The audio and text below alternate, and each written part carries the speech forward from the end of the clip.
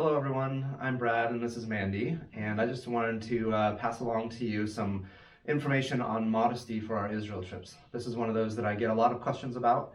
It can be confusing to us a little bit because the standards there are different and we don't understand why we would be offensive dressed in particular ways in particular places. And so I just wanted to set your mind at ease a little bit with that and tell you how to prepare for those days where we need to be modestly dressed in particular. And I wanted to let you know also that because we are traveling to a different place, it's a different culture, a different land, and they have different customs. Actually, one time somebody asked me, is Israel actually a foreign country? And it is, it's a foreign country. Has a lot of different things than we experience here.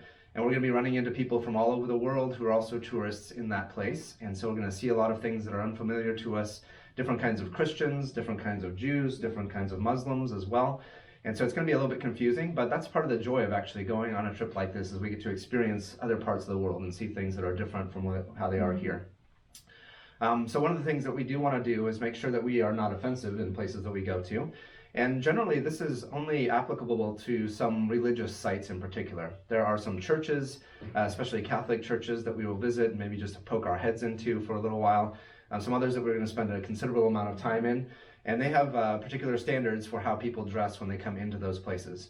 This is not every day or even all day on any of those days. There are some days when it's just for a few minutes in that day that we're going to be poking our head into a church. And so in general, I think it's helpful for us to be as flexible as possible. And that means being modestly dressed according to their standard even all day long, so that we have the maximum opportunity to poke into our heads when we want to during that day. And some of those times we'll plan ahead and we will know that we are going to those places. Other times, just as the opportunity arises, we will take some more time to go into those places. So especially when we're in the old city of Jerusalem, it is best to be dressed in a way that's what I would call flexible, so that you're able to go into any place that you want to go during that day. That is tricky depending on the time of year too, because in June, July, it can be really hot, and so you want to be comfortable and not maybe wear long pants on those days. But sometimes we have to sacrifice comfort, honestly, for flexibility too. So again, along the days on our trip, and even beforehand, I will tell you what places, what days you're going to need to be modestly dressed. And again, it won't be every day, and it won't be all day in all of those places as well. So what does modestly dressed mean? In general, it means that you need to have below the knee covered and below the shoulder covered. And actually everything in between that as well, right? So you don't want to have holes in your clothing that are revealing parts of skin in those areas. You want to have those things well covered down below your shoulder and down below your knee. And this means men and women. The standard is the same for men and women in those places. Now, women will often ask, do they have to wear skirts while they're there? And that's not the case. You can wear jeans everywhere in Israel, men and women, or pants everywhere there too. The issue really is in showing skin in the areas in your torso, down to your knee, and down below your shoulder there too. So that's really the standard. If you're dressed in a t-shirt, or especially a long sleeve t-shirt, but a t-shirt and pants, jeans, every day, you will be absolutely fine in your dress there, men and women dressed that way. But again, sometimes it's hot, or sometimes you're just used to wearing shorts, and you can wear shorts in most places. And people have even asked me, are you supposed to dress that way at the beach? And no, the standard at the beach is not that way at all.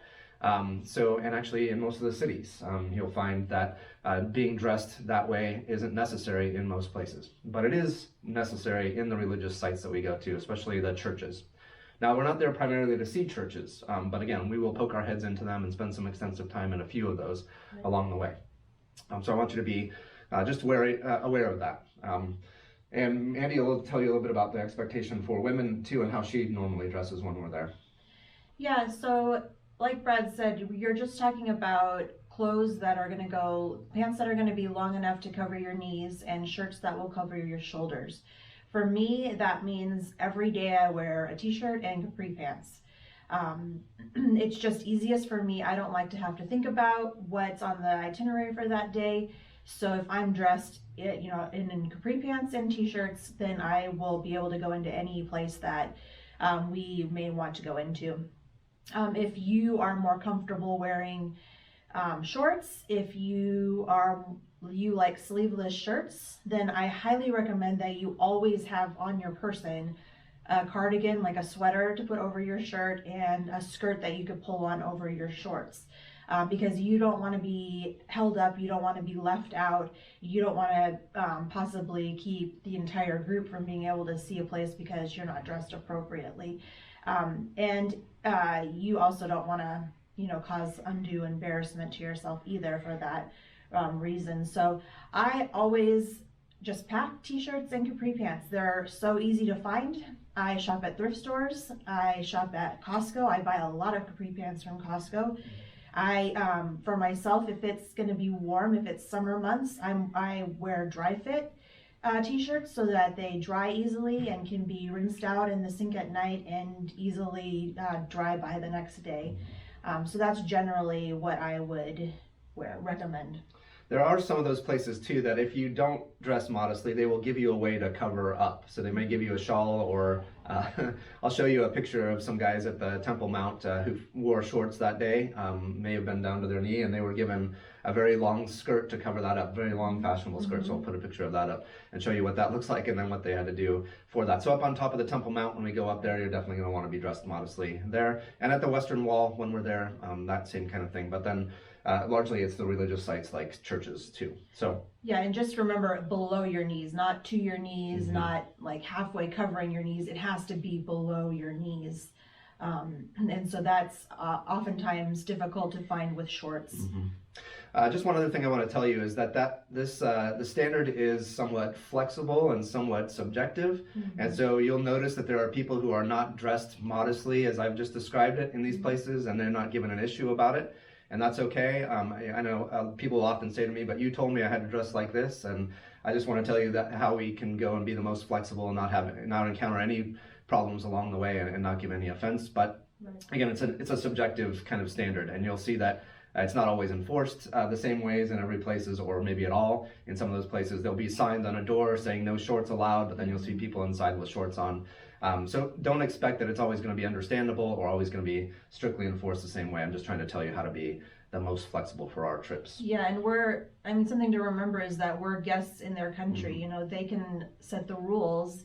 And we don't want to be offensive, and we also don't want to draw undue attention to ourselves in those places either by drawing attention to the fact that we're not following the rules. Yeah, that's exactly right. So again, don't be stressed about it. There are easy ways to make sure that we are conforming to those standards. Again, and there like sometimes you go all day and you won't need a modesty dress, and then you'll come to the very last thing that we do that day, and you'll want to go into this church and you're not prepared for it. So if you have that along in your backpack, something to cover up with, it just makes it so you don't have to miss out on something. So I think that's pretty thorough for us. Yep. All right, enjoy the trip.